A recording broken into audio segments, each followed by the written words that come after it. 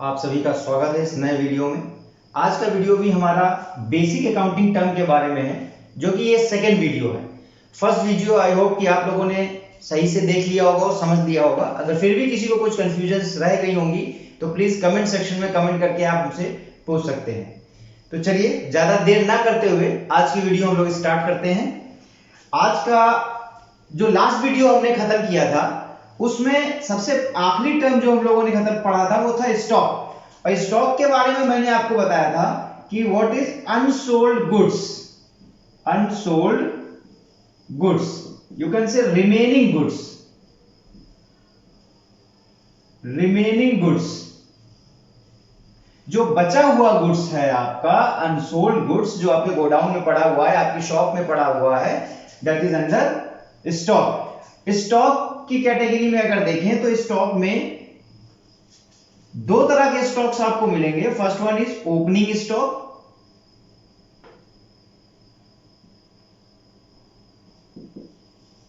Opening stock, and second one is closing stock. अब ये opening stock और closing stock क्या है? जैसा कि नाम से ही पता चल रहा, ओपनिंग स्टॉक का मतलब जो आपका stock beginning of the year में है, जो ईयर की बिगिनिंग में जो स्टॉक बचा हुआ है, आपकी दुकान में जो स्टॉक पड़ा हुआ है, वो ओपनिंग स्टॉक कहलाएगा। क्लोजिंग स्टॉक मतलब जो एंड ऑफ द ईयर में स्टॉक पड़ा हुआ है, that is closing stock. For example 2015 का अगर अकाउंट्स बनाया जा रहा है तो बिगिनिंग ऑफ द 2015 जो हमारा फाइनेंशियल ईयर जनरली स्टार्ट होता है वो फर्स्ट ऑफ अप्रैल से शुरू होता है। फर्स्ट ऑफ अप्रैल से शुरू होकर के 31 ऑफ मार्च पे जाके खत्म होता है। ये हमारा फाइनेंशियल ईयर चलता है। That is not calendar year. Calendar year is different, that is from January to December. लेकिन जो फाइनेंशियल ईयर हमारा स्टार्ट होता है वो 1 अप्रैल से लेकर के 31 मार्च तक स्टार्ट होता है। तो जो ओपनिंग स्टॉक होगा वो 1 अप्रैल की डेट का ही होगा, जो कि जितना गुड्स इस डेट को हमारे पास अनसोल्ड कंडीशन में पड़ा हुआ है वो ओपनिंग स्टॉक कहलाएगा। 2015 में मान लीजिए ओपनिंग स्टॉक में ये था, और फिर जाकर के 31 मार्च 2016 में जो भी हमारे पास स्टॉक बचा होगा वो जाकर के हमारा क्लोजिंग स्टॉक होगा। अब एक चीज यहां पर आप ध्यान से समझिएगा कि अब न्यू ईयर, यहां से जब हमारा न्यू फाइनेंशियल ईयर शुरू हो जाएगा, न्यू फाइनेंशियल ईयर शुरू हो जाएगा तो कहां से कहां तक चलेगा? 1 अप्रैल से वो शुरू हुआ 2016 से, 31 मार्च को खत्म हुआ, 1 अप्रैल से न्यू ईयर शुरू हुआ और फिर जाकर के ये खत्म होगा 31 मार्च 2017 में। ठीक है, तो ये जो क्लोजिंग स्टॉक था 2016 का वो न्यू फाइनेंशियल ईयर के लिए ओपनिंग स्टॉक बन गया। वो ओपनिंग स्टॉक बन गया यहां पर। ठीक है, तो ये हमें ध्यान रखना है कि एक ईयर का क्लोजिंग स्टॉक दूसरे ईयर का ओपनिंग स्टॉक हो जाता है। ये बिल्कुल ध्यान रखिएगा। चलिए ठीक है, स्टॉक डिस्कस हो गया। अब आगे के टर्म हम लोग डिस्कस कर लेते हैं। ये एक तरह से कह सकते हैं कि लास्ट वीडियो का ही रिमेनिंग पार्ट हो गया आपका। अगला देखते हैं हम लोग expenses, then expenditure। देखिए एक्सपेंस और एक्सपेंडिचर इन दोनों को मैंने साथ में इसलिए लिखा क्योंकि जनरली ये दोनों सेम सेंस में लिए जाते हैं, लेकिन थोड़ा सा ये डिफरेंस है। क्या डिफरेंस है वो मैं बता देता हूं। एक्सपेंस और एक्सपेंडिचर, अगर आप इन दोनों का मीनिंग लीजिए तो ये है any payment for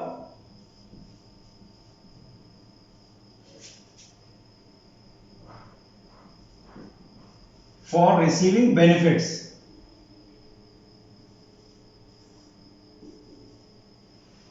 benefit receive करने के लिए कोई भी पेमेंट जो किया गया है, कोई भी पेमेंट बेनिफिट रिसीव करने के लिए, वो एक्सपेंस और एक्सपेंडिचर है। तो कैसे कहेंगे कि वो एक्सपेंडिचर है, कैसे पता चलेगा वो एक्सपेंस है? क्या है इसमें डिफरेंस? इसके लिए आपको ये समझना पड़ेगा कि एक्सपेंडिचर को अगेन दो कैटेगरी में डिवाइड किया गया है। एक्सपेंडिचर का मतलब है यहां पर अगर दो कैटेगरी हम डिवाइड करें तो ये होगी revenue expenditure and capital expenditure. Revenue expenditure और कैपिटल एक्सपेंडिचर, ध्यान से समझिएगा, बहुत थोड़ा सा ही डिफरेंस है। कोई भी ऐसा पेमेंट जिसका बेनिफिट हम ले चुके हैं, कोई भी ऐसा पेमेंट जिसका बेनिफिट हम ऑलरेडी ले चुके हैं, वो रेवेन्यू एक्सपेंडिचर की कैटेगरी में आएगा। बेनिफिट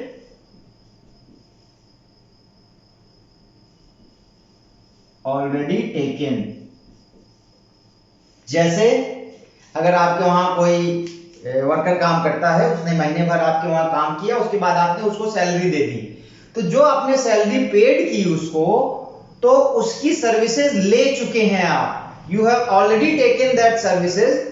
आप अपने एम्प्लॉय की वो सर्विसेज ले चुके हैं, तब जाकर के आपने उसको पेमेंट किया। तो कोई भी ऐसा पेमेंट जो बेनिफिट रिसीव करने के लिए किया गया है, रेवेन्यू की कंडीशन में आपको ध्यान रखना है कि उसका बेनिफिट हमको मिल चुका है, ठीक है। और कैपिटल के लिए अगर बात करें हम, तो benefit will receive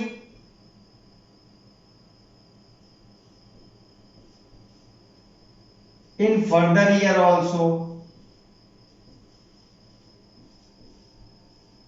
further years. कोई भी ऐसा पेमेंट जिसका बेनिफिट हमें आगे फ्यूचर ईयर्स तक, फर्दर ईयर्स तक हमको मिलता रहेगा, वो सारे के सारे कैपिटल एक्सपेंडिचर में आते हैं। जैसे कि अगर हम कहें कि आपने पेमेंट करके बिल्डिंग खरीदी, तो वो भी तो आपने पेमेंट किया ना, उसका बेनिफिट रिसीव हुआ कि आपको बिल्डिंग मिल गई। तो ऐसा नहीं है कि उस बिल्डिंग को आपको मिल गया तो अब उसका बेनिफिट बस वहीं पे मिल गया, आगे ईयर्स में नहीं मिलेगा। सैलरी वाला क्या था कि सैलरी पार्ट पे क्या था कि उस पर्सन की आपने सर्विसेज ले ली थी, तब उसको सैलरी दी थी। अब अगले महीने फिर वो काम करेगा, फिर सर्विसेज जब प्रोवाइड करेगा, फिर आप उसको पेमेंट करोगे। तो क्या था, ये था आपका बेनिफिट ऑलरेडी टेकन, उसकी सर्विसेज आप ले चुकने के बाद आप उसको पेमेंट कर रहे थे, लेकिन आपने जो बिल्डिंग यहाँ पे ली है उसका आपको बेनिफिट फर्दर ईयर्स तक मिलता रहेगा। आपने कोई मशीन भी खरीद ली, तो ऐसा नहीं कि मशीन सिर्फ उसी ईयर में बेनिफिट करेगी, आपको नेक्स्ट ईयर तक, आगे फर्दर ईयर्स तक बेनिफिट देती रहेगी। तो कोई भी ऐसा बेनिफिट कोई भी ऐसा पेमेंट जिसका बेनिफिट आपको फर्दर ईयर तक मिलता रहे, फ्यूचर ईयर्स तक मिलता रहे, वो आपका कैपिटल एक्सपेंडिचर की कैटेगरी में बिलोंग करेगा, ठीक। तो जो एक्सपेंस वर्ड है वो जनरली रेवेन्यू एक्सपेंडिचर के लिए यूज किया जाता है। जो एक्सपेंस वर्ड है वो रेवेन्यू एक्सपेंडिचर के लिए यूज किया जाता है। अब इस एक्सपेंस में बहुत सी चीजें आ सकती हैं। फॉर एग्जांपल, आपने किसी को रेंट का पेमेंट किया हो, आपने साल भर किसी की या महीने भर आपने किसी की एसेट यूज की, फिर उसके बाद किसी का रूम यूज किया, गोडाउन यूज किया, फिर उसको आपने रेंट दिया। सर्विसेज लेने के बाद आपने सैलरी दी, जैसे आपने वेजेस दिया, ये सब एक्सपेंस की कैटेगरी में आ रहे हैं, क्योंकि आप सर्विसेज लेने के बाद, सर्विसेज ऑलरेडी टेकन, आप सर्विसेज लेने के बाद पेमेंट कर रहे हो, तो वो रेवेन्यू एक्सपेंडिचर है। लेकिन रेवेन्यू एक्सपेंडिचर के लिए ही एक अलग वर्ड यूज होता है, दैट इज कॉल्ड एक्सपेंस। इसको आप मैन्युफैक्चरिंग एक्सपेंसेस जो हमारे होते हैं, मैन्युफैक्चरिंग एक्सपेंसेस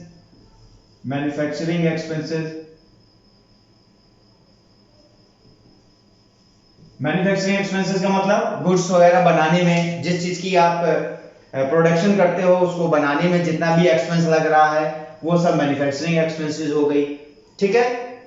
तो ये सारी एक्सपेंसेस की कैटेगरी में आएंगे। और कैपिटल के लिए जो कैपिटल एक्सपेंडिचर की कैटेगरी में क्या आएगा, जिसका बेनिफिट हमें फर्दर ईयर में मिलता रहेगा। एक डिफरेंस और है कि जो रेवेन्यू एक्सपेंडिचर होता है वो रेकरिंग नेचर का होता है। रेकरिंग नेचर का मतलब वो रेगुलर इंटरवल पे या डेली रूटीन में होते रहते हैं। और जो कैपिटल एक्सपेंडिचर होते हैं वो नॉन रेकरिंग नेचर के होते हैं। बिल्डिंग आप रोज रोज नहीं खरीदोगे, मशीन आप रोज रोज नहीं खरीदोगे या हर महीने नहीं खरीदोगे, लेकिन सैलरी तो आपको हर महीने देनी है, रेंट आपको हर महीने देना है, एक रेगुलर इंटरवल पे देना ही देना है। तो ये जो एक्सपेंसेस होते हैं वो रेगुलर इंटरवल्स पे या बिजनेस के डे टू डे अफेयर्स में जो एक्सपेंसेस होते हैं all comes in the revenue nature, वो रेवेन्यू नेचर में आते हैं और उनको एक्सपेंस बोला जाता है, ठीक है। और कैपिटल नेचर और रेवेन्यू नेचर में एक डिफरेंस और हो सकता है कि कैपिटल नेचर के एक्सपेंडिचर से आपकी एक नई एसेट फॉर्म हो रही होती है, एक नई एसेट बन रही होती है, और रेवेन्यू एक्सपेंडिचर से कोई एसेट नहीं बन रही होती है। अगर आप सैलरी दे रहे हो, रेंट दे रहे हो, वेजेस दे रहे हो, तो you have just taken the services and paid the amount to him और हर,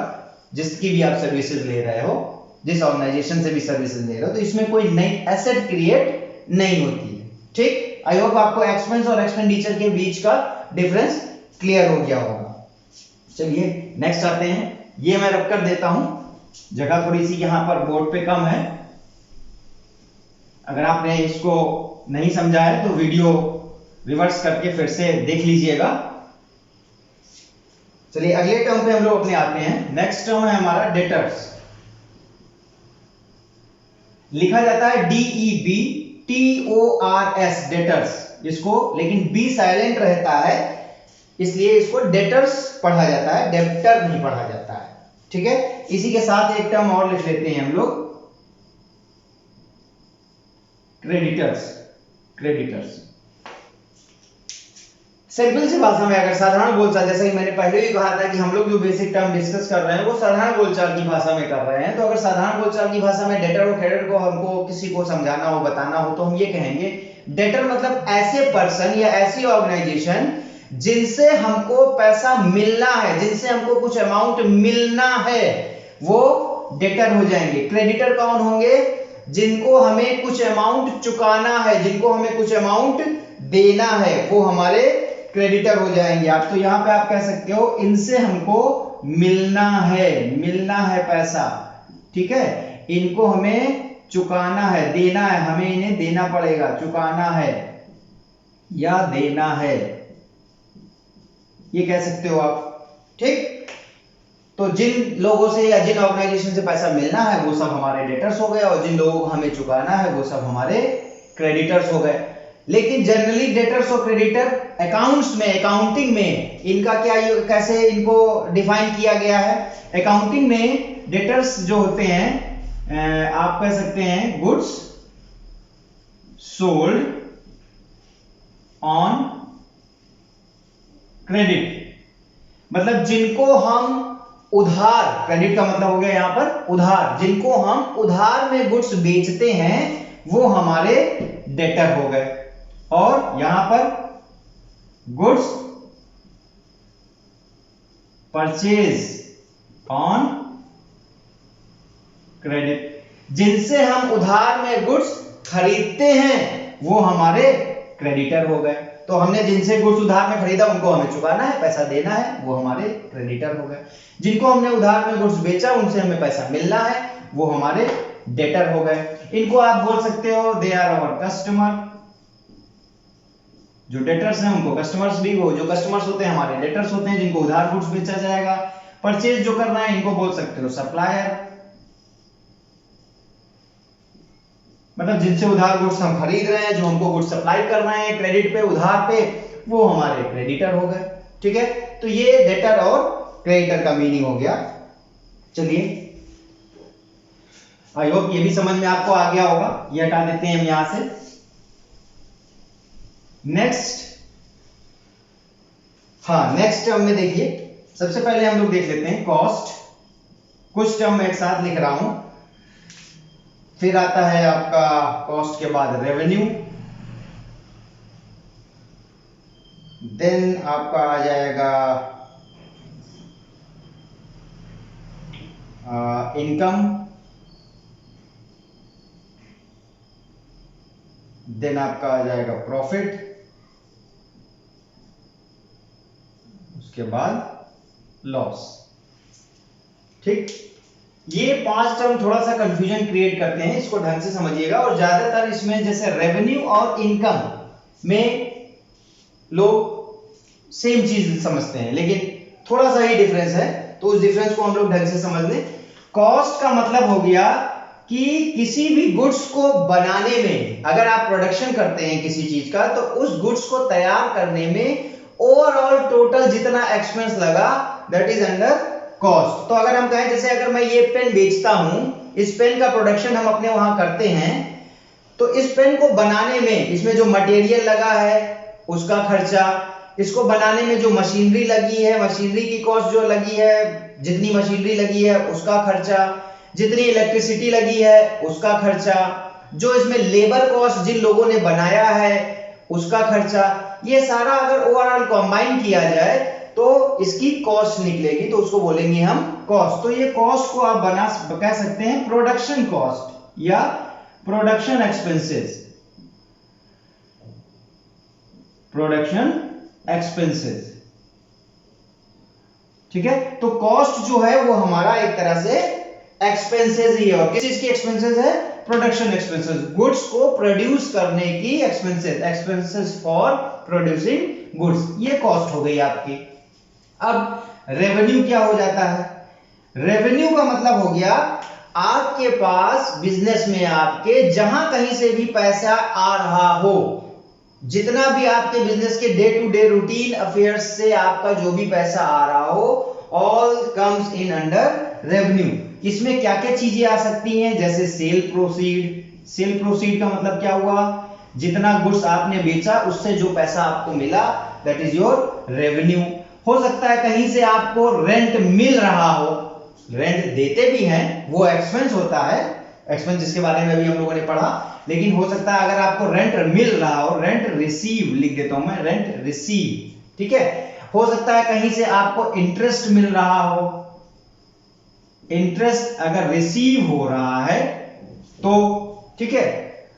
तो हो सकता है कहीं से आपको कमीशन मिल रहा हो, कमीशन रिसीव, तो ये सब आएंगे रेवेन्यू के अंडर में। तो जो भी चीजें आपको, जो भी अमाउंट आपको बिजनेस में day to day routine affair से मिल रहा हो, all that comes under revenue, ये ध्यान रखना है। अब इनकम में क्या होगा? इनकम भी आपको मिलने वाले अमाउंट से ही रिलेटेड है, लेकिन income is related to a particular item, एक पर्टिकुलर आइटम से रिलेटेड होता है, पर्टिकुलर आइटम। ठीक, जैसे अगर हम कहें कि जो सेल प्रोसीड हुई है हमारी, वो इनकम फ्रॉम सेल है, हम इसको ये भी बोल सकते हैं, सेल प्रोसीड को रेवेन्यू तो सेल है।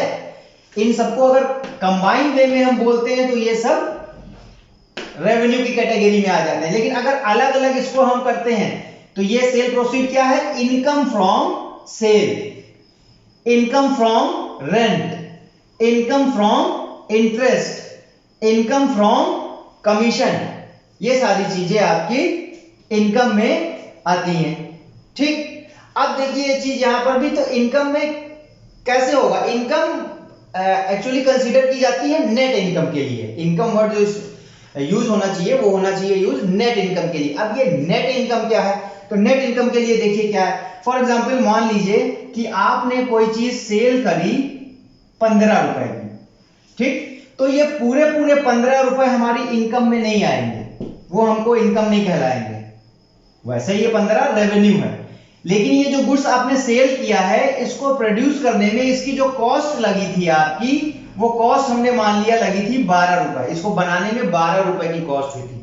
तो इस रेवेन्यू को जनरेट होने में जो एक्सपेंस हुए, ये रेवेन्यू के जनरेट होने में जो एक्सपेंस हुए, उसके बाद तुम्हारी सेविंग्स कितनी आई? ₹3 रुपए की सेविंग आई। ठीक, तो ये जो 3 रुपए की saving I that is our income, ये हमारी इनकम कहलाएगी। किसी रेवेन्यू को जनरेट होने में से, किसी रेवेन्यू के जनरेट होने में से जब उसको जनरेट करने में जो एक्सपेंस लगा है वो माइनस कर देते हैं, तब आपका आता है इनकम। क्लियर हो गई बात? अब इसको एक तरह से और समझ सकते हैं। मान लीजिए कहीं से आपको रेंट मिल रहा है, ठीक है, मान लीजिए आपको कहीं से रेंट मिला 100 रुपीज का, 100 रुपीज का रेंट मिला। उस रेंट के कलेक्शन में आपने किसी को भेजा, ट्रांसपोर्टेशन खर्चा हो गया या और कोई एक्सपेंसेस हो गए, तो रेंट को कलेक्ट करने में आपके 3 रुपए खर्च हो गए या 5 रुपए मान लीजिए खर्च हो गए, 5 रुपए खर्च हो गए। तो जो इनकम फ्रॉम रेंट पर्टिकुलरली आएगी वो आएगी 95 रुपए, that is net income from rent. तो इनकम का मतलब सीधी सी बात आपको समझना है कि रेवेन्यू में से उस रेवेन्यू को जनरेट करने वाले एक्सपेंसेस माइनस करने के बाद जो आपका नेट अमाउंट बचता है that is called net income. और रेवेन्यू ये सारी इनकम्स को, डिफरेंट डिफरेंट इनकम्स को जब ऐड कर देंगे तो आपका वो रेवेन्यू आ जाएगा। इनमें आपको टोटल अमाउंट लिया जाता है, इसमें जनरेट होने वाले एक्सपेंस को घटाने की जरूरत नहीं है। ठीक है, अब यहां बहुत से लोग ये कंफ्यूज हमको करेंगे या खुद कंफ्यूज होंगे कि सेल में से अगर हमने कॉस्ट घटाई तो ये तो प्रॉफिट होना चाहिए, तो इसको प्रॉफिट नहीं बोलेंगे, ये नेट इनकम है। अगर इसको देखा जाए प्रॉफिट के लिए क्या कह सकते हैं, तो फिर प्रॉफिट क्या होगा, प्रॉफिट का मतलब है टोटल रेवेन्यू। अगर हम टोटल, क्योंकि प्रॉफिट जो वर्ड यूज किया जाएगा वो इन टोटलिटी यूज किया जाएगा, तो total revenue minus total expense, total revenue minus total expense, तब आपका जो आएगा वो प्रॉफिट होगा। ठीक है, मतलब profit means excess of total revenue over total expense, that is your profit. अगर आपका टोटल एक्सपेंस ज्यादा है, मान लीजिए टोटल एक्सपेंस ज्यादा है, आपका टोटल एक्सपेंस ज्यादा है और टोटल रेवेन्यू कम है, तो लॉस हो जाएगा। तो ये आपका लॉस हो गया। क्लियर? आई होप ये पांचों आपको टर्म्स क्लियर हो गए होंगे। फिर भी कोई कंफ्यूजन होती है तो you are free to ask, comment section में कमेंट करिए और पूछिए, और जो लोग मुझे जानते हैं वो फोन पर भी मुझसे पूछ सकते हैं मुझको। ठीक है, चलिए नेक्स्ट टर्म पे आते हैं हम लोग। अगला टर्म आता है हमारा सॉल्वेंट। सॉल्वेंट नेक्स्ट आता है इंसॉल्वेंट। इंसॉल्वेंट, तो सॉल्वेंट का मतलब सीधी सीधी अगर हम ले लें तो कैपेबल, और ये इनकैपेबल। तो कैपेबल और इनकैपेबल, तो capable in what, incapable in what, capable in paying debts और इनकैपेबल इन पेइंग डेब्ट्स। जो पर्सन या जो ऑर्गेनाइजेशन अपने डेब्ट्स को, मतलब अपनी उधारी को या अपनी लायबिलिटी को, व्हाटएवर यू कैन से, पे करने में कैपेबल है, जो पर्सन या जो ऑर्गेनाइजेशन, वो सॉल्वेंट कहलाता है। ठीक है, जो पर्सन अपने डेब्ट को, अपनी लायबिलिटी को पे करने में सक्षम नहीं है, समर्थ नहीं है, इनकैपेबल है, तो वो इंसॉल्वेंट कहलाता है। इसको इस तरह से भी कह सकते हैं, जिस ऑर्गेनाइजेशन या जिस पर्सन की एसेट उसकी लायबिलिटी से ज्यादा हो, जिस पर्सन की एसेट उसकी लायबिलिटी से ज्यादा हो, दैट इज सॉल्वेंट। और इंसॉल्वेंट के केस में क्या होगा, इंसॉल्वेंट के केस में जिस पर्सन की लायबिलिटी, सॉरी ऐसे कर लीजिए, जिस पर्सन की एसेट उसकी लायबिलिटी से कम हो, वो आपका इंसॉल्वेंट। ठीक है, तो solvent capable in paying debts, asset is more than the liability, and insolvent incapable in paying debts, liability is more than the asset, या asset is less than the liability, you can say. Okay, ठीक। Then next word आता है bad debts. Bad debts, अभी एक term हम लोग ने सीखा, डेटर। तो डेटर कौन होते हैं, अभी हम लोगों ने सीखा, जिनसे कुछ पैसा हमको मिलना है, और इन अकाउंटिंग जिनको हम उधार पे गुड्स बेचते हैं वो हमारे डेटर्स होते हैं। तो बिजनेस में जनरली कुछ जगह पे कभी कभी ऐसा भी होता है कि कुछ डेटर्स हमारे ट्रेसेबल नहीं हो पाते हैं, रिकवरेबल नहीं होते हैं, उनसे हमें पैसा नहीं मिल पाता है, वो पैसा डूब जाता है, वो लेके भाग गया, चला गया, whatever problem will be there, कुछ भी प्रॉब्लम हो सकती है। तो ऐसी कंडीशन में जो पैसा डेटर से नहीं मिल पा रहा है वो हमारा बैड डेब्ट्स हुआ, जो इररिकवरेबल है। ठीक है, आप कह सकते हैं irrecoverable amount from debtors, irrecoverable amount from debtor, जितना भी अमाउंट डेटर से नहीं मिल पा रहा है, डूब गया है, वो हमारा बैड डेब्ट्स कहलाता है। ठीक, चलिए नेक्स्ट, इसको भी हटा देते हैं।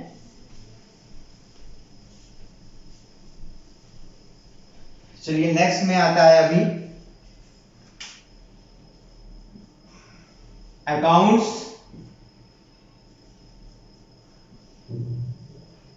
Accounting, accountancy. जनरली इन तीनों का भी मीनिंग लोग सेम लेते हैं, लेकिन इनमें प्रॉपर डिफरेंस है। क्या चीजें हैं देख लीजिए। अकाउंट्स का मतलब अगर हम बोलें तो आप कह सकते हैं physical record of transaction, physical record of transactions, जो आपके बिजनेस में ट्रांजैक्शंस होते हैं उनका रिकॉर्ड रखना, दैट इज उनका record banana, that is accounts. For example, जैसे मान लीजिए कि आपको मम्मी ने कुछ पैसे दिए या आपके पेरेंट्स ने आपको कुछ पैसे दिए और बोला जाओ ये सामान लेकर के आओ। आप सामान लेकर के घर आए तो बोला गया आपसे कि इसका प्रॉपर डिटेलिंग बनाकर हमको दो, जो तुमने ट्रांजैक्शन किया उसकी डिटेलिंग बना के दो। तो तुमने एक लिस्ट प्रिपेयर करी कि इसमें यहाँ पे लिखा ये सीरियल नंबर, फिर यहाँ लिखा आइटम्स, कौन कौन से आइटम्स तुमने खरीदे, फिर यहाँ पे आपने क्वांटिटी लिख दिया, फिर आपने यहाँ उसका रेट लिख दिया, फिर यहाँ पे आपने टोटल अमाउंट लिख दिया उसका कि कितने का वो अमाउंट हुआ।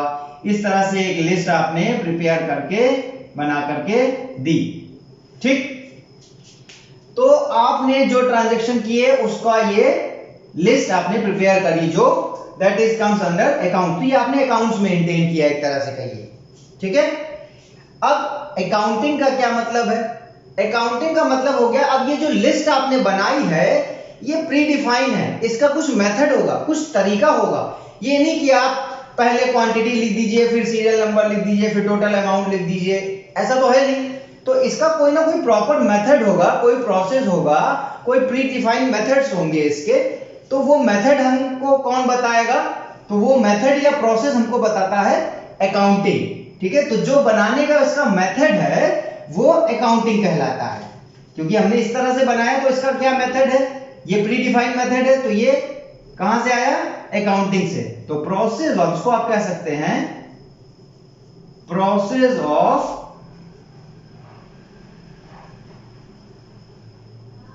Maintaining accounts, process of maintaining accounts या मेकिंग अकाउंट्स या keeping accounts, whatever you want to say, कि जो आपने ये अकाउंट्स बनाए हैं इसको बनाने का जो प्रोसेस, जो मेथड होता है वो अकाउंटिंग कहलाएगा आपका। अब अकाउंटेंसी क्या होती है? अकाउंटेंसी वो जो हम और आप अभी कर रहे हैं, पढ़ाई। ठीक, इस प्रोसेस को हम सीखेंगे कहां पर, कैसे सीखेंगे हम, कौन हमको सिखाएगा ये, इसकी पढ़ाई हमको कैसे पता चलेगी कि प्री डिफाइंड मेथड्स क्या हैं, कैसे अप्लाई होते हैं? तो दैट इज स्टडी ऑफ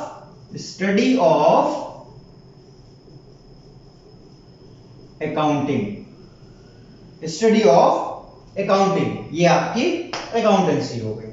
ठीक, आई होप ये आपको क्लियर हो गया होगा डिफरेंस अकाउंट्स, अकाउंटिंग और अकाउंटेंसी। ये जितने भी बेसिक टर्म, आप बेसिक टर्म का आज ये लास्ट वीडियो है।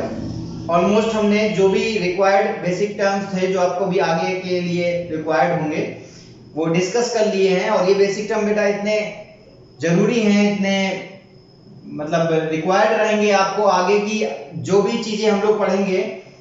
अगर इन चीजों की मीनिंग हमको क्लियर रहेगी तो उसको समझने में कोई प्रॉब्लम नहीं होगी। तो आप से लोगों से रिक्वेस्ट है कि बेसिक टर्म के जो दोनों वीडियोस मैंने दिए हैं आपको वो ठीक से आप देख लीजिएगा। कोई कंफ्यूजन हो कमेंट सेक्शन में आप अपना कमेंट करके पूछ सकते हैं। जो हमको जानते हैं वो कॉल करके हमसे उस बारे में बात कर सकते हैं।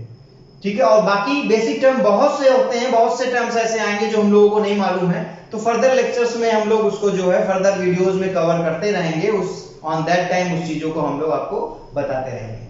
ठीक, ओके, तब तक आप लोग अपना ध्यान रखिए। Take care, all the best, thank you.